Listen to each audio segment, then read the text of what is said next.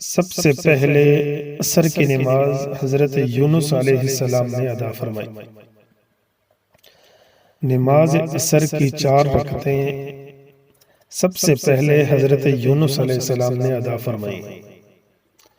جس وقت حضرت یونس علیہ السلام مچھلی کے پیٹ میں تھے، وہاں انہوں نے اللہ تعالیٰ کو پکارا، جس کو اللہ تعالیٰ نے اس طرح نقل فرمایا: فَنَادَى فِي الظُّلُمَاتِ أَن لَّا إِلَٰهَ إِلَّا أَنتَ سُبْحَانَكَ إِنِّي كُنتُ مِنَ الظَّالِمِينَ فَاسْتَجَبْنَا لَهُ وَنَجَّيْنَاهُ مِنَ الْغَمِّ وَكَذَٰلِكَ نُنجِي الْمُؤْمِنِينَ سورۃ الانبیاء۔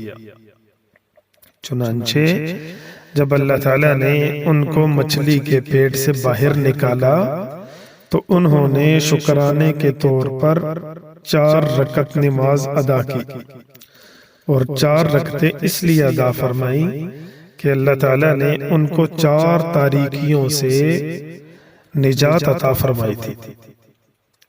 ایک تاریکی مچھلی کے پیٹ کی، اس سے اللہ نے نجات دی، دوسری پانی کی تاریکی سے، تیسرے بادل کی تاریکی سے، اور چوتھے رات کی تاریکی سے۔